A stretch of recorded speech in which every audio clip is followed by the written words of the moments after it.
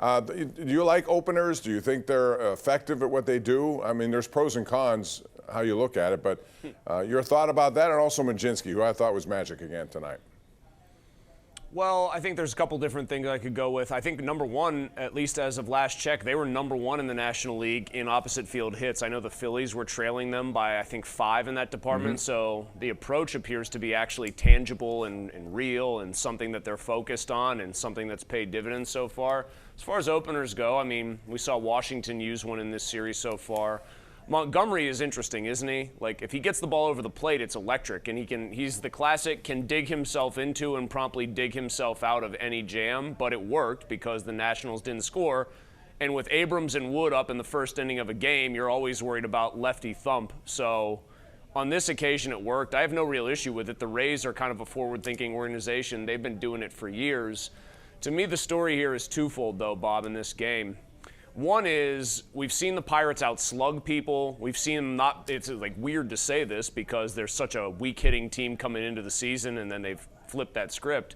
Nice to see them just shut another good-hitting team down and just win a game in a different style without – like you would say, oh, they're going to win 2-0. Paul Skeens must have pitched. The fact that it's Montgomery, Majinski, Soto, Santana, and that's how you get through this game, I think speaks very highly of especially Majinski, who, hand up here, like, right, I got to say this. I said this guy looks like a bullpen arm to me because he has scuffled through a couple of his first starts getting deep into ball games, but giving them 6 innings and doing what he did I thought was really impressive. And when the stuff is working for him and he's challenging guys near the zone, I think he can be unhittable at times because the stuff plays.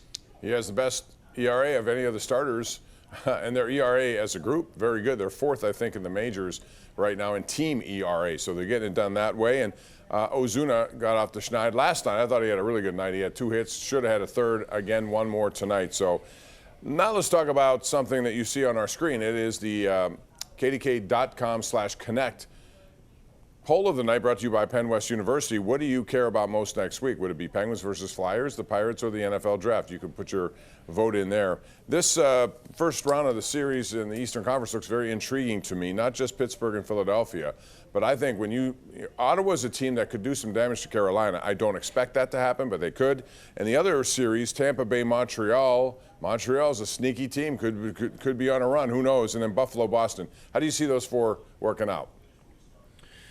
I think the Carolina series is the one I'm most, interested in as far as not Penguins-Flyers, because that's obviously who the Penguins and Flyers winner is going to face. I think Ottawa can beat them, but man, Carolina's a smothering team. I mean, they're what the Penguins do to teams this year when they're going well, but they do it even better with even younger and more talent really spread throughout the lineup. So they make me nervous. Buffalo, I think, is just such a fun story. Like, I just love the idea of them getting red hot and that suffering fan base in a great hockey town getting something more than just a great regular season. They should beat Boston. I mean, I think they're better than Boston.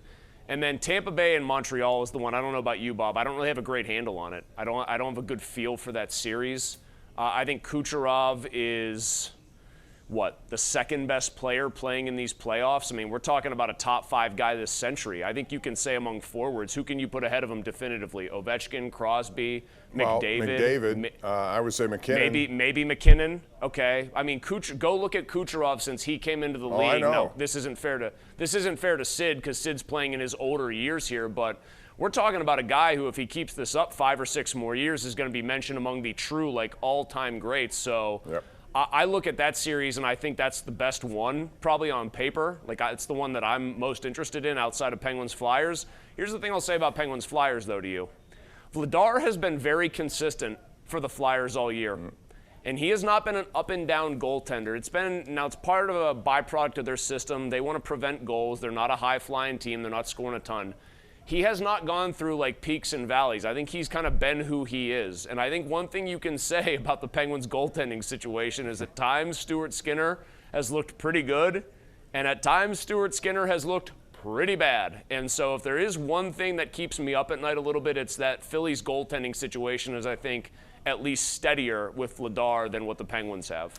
Before we go to break, I'll just tell you that Montreal is loaded with a lot of young talent. That, especially Suzuki, I know Suzuki's great. I mean, they got a ton of dudes. I know that team is maybe a year early. Yes. And I like what they've built there, but I'm always going to root against them because that fan base is going to take it the hardest other than Flyers fans. So I'm a hater, Bob. At heart, I'm just a pure hater. And by the way, I'm looking at the poll question right now. That should be like 85% Penguins Flyers. Folks, it's the playoffs. The Pirates aren't even at game 20 yet. The NFL draft is something that could be conducted via group chat. It could be conducted via like a Yahoo live stream of a fantasy football draft. I know it's a big deal. I know it's the NFL. I know it's a made-for-TV product. But we're talking about the playoffs down there, Bob. The playoffs. Yes, it's the playoffs, not practice. It's the playoffs. It's that time of year. It's going to be a great series. By the way, Buffalo, all kinds of renewals on their season ticket holders and 3,000 new season ticket holders as a result of their season. We'll take a break, come back with your phone calls, 412-575-2600. It's the Ireland Contracting Nightly Sports Call Nightly right here on KDKA+.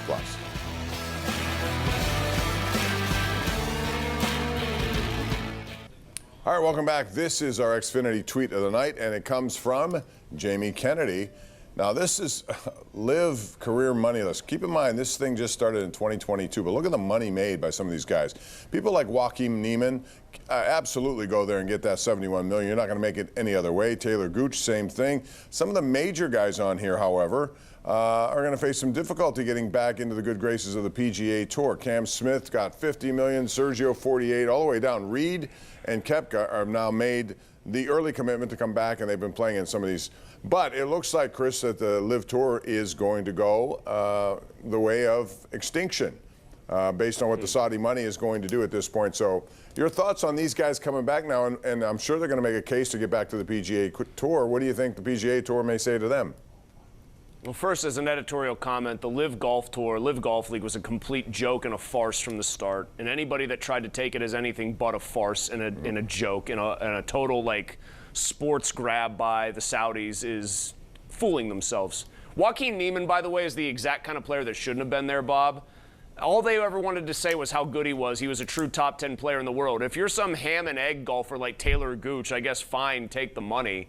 But as far as your actual question here, the PGA Tour is in a weird spot. I think Brian Rolap, who has brought an air of competence that I don't think Jay Monahan, the previous, I know Rolap's the CEO and Monahan's the outgoing commissioner or whatever you want to call it. But they want these guys back, I'm sure. Like, they want Jon Rahm back. They're mad Jon Rahm left in particular. Like, he's the main name there. Koepka's already back. Reed has kind of won his way back just via the DP World Tour and just serving out his little suspension.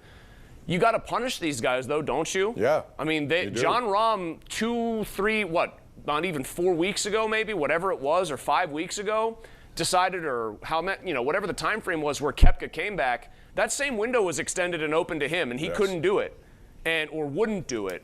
And so what do you do with him now? You want him back because you want your tour to have the best players, but you've got to punish him. So I think they're in a tough spot with their own membership now. They've got an equity program that these guys can buy into that Koepka can't get into as easily right away.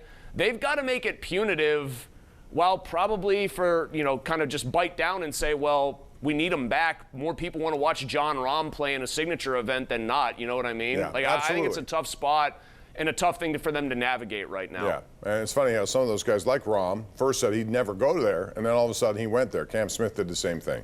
We'll keep an eye on that. In the meantime, let's go to the phone lines, 412-575-2600. Tom in Carrick is first up tonight. And Tom, welcome. Go ahead. Hey, how you doing, Bob? Good, thanks. Go ahead. Hey, Bob. Yes. Bob, what do you think about the Penguins? You think they'll beat the Flyers? Yes, in 6.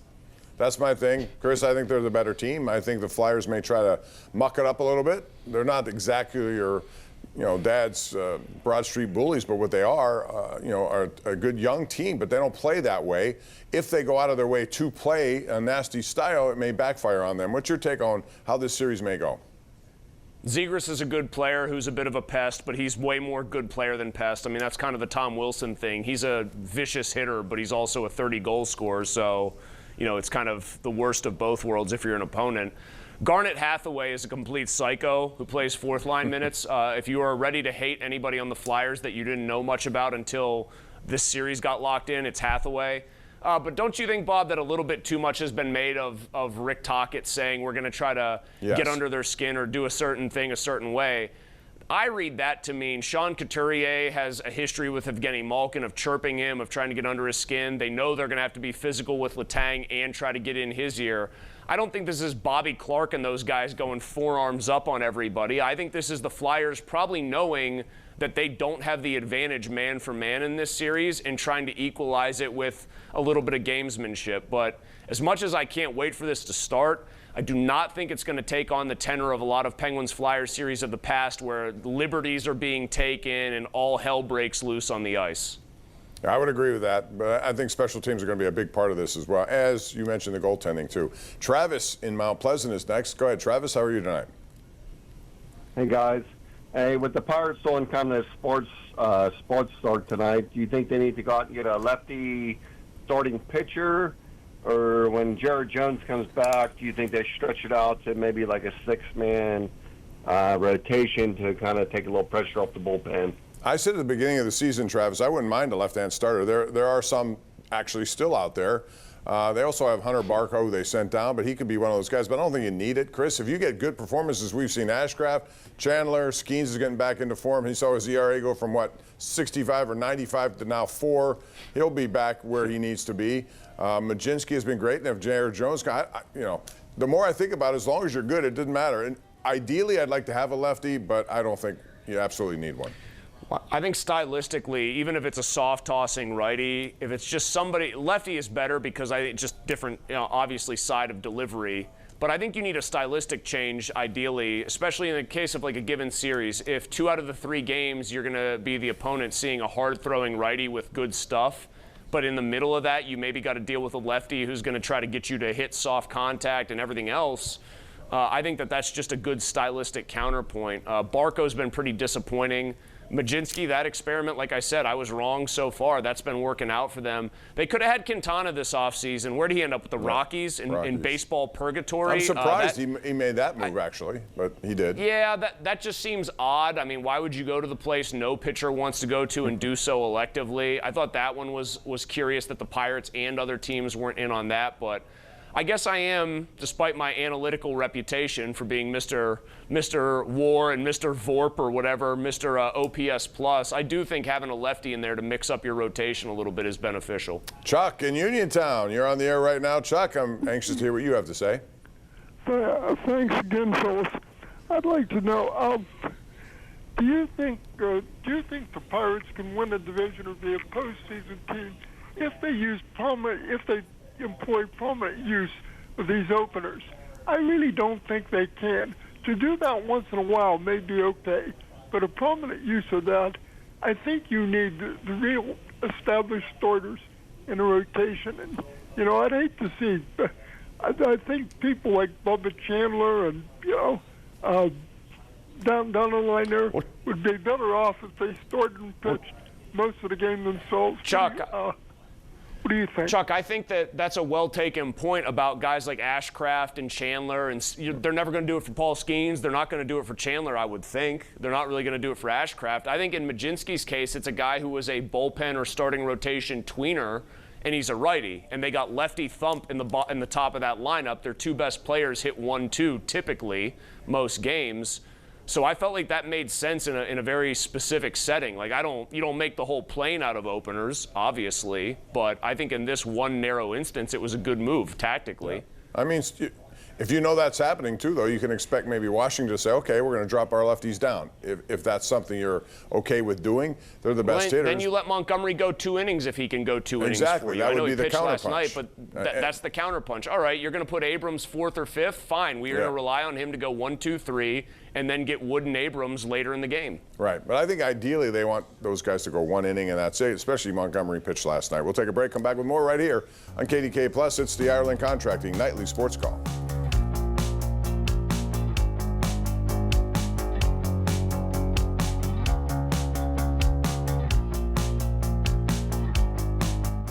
All right, welcome back. NBA is going to start its playoffs same time as hockey, of course, this weekend. Philadelphia won tonight, so they beat Orlando, which means they're going to get on the road at Boston to start their series. And we bring this up, Chris, because they're going to have maybe a little bit of scheduling conflict next week in Philadelphia. The Flyers are on the road, so are the 76ers. That means midweek they'll both be home, but there's a concert in Philadelphia on Saturday. So the schedule makers are going to have to be very tricky here about what they do with some of these games. Florence and the Machine waits for no playoff series, Bob. That's who it is. I don't know if it was Florence or the Machine who decided they were going to play no matter what. But yes, it could be a real mess. It could be even bigger mess if the Penguins had taken the 3 seed and were actually playing home games during the NFL draft. Luckily, we won't have to deal with that. Good thing for Philly is they could probably turn that arena around pretty quickly. So, I don't know. I'm going to let the schedule makers worry about that, Bob. This is the time of year you and I and everybody we know that loves sports should just settle in for 2.5 great months. I love it. Until the All-Star break in baseball. I think it's the best awesome. time of the year, Every Bob. single night of the week, you'll have all sorts of stuff going on. It's great, especially this coming week in Pittsburgh with the draft at the end of it, playoff hockey, and the Pirates doing a good job as well to start this season. So that's going to do it. Chris, thank you very much. We'll see you again tomorrow night, and thank you guys for watching. We do appreciate it on the Ireland Contracting Nightly Sports Call. Have a good evening.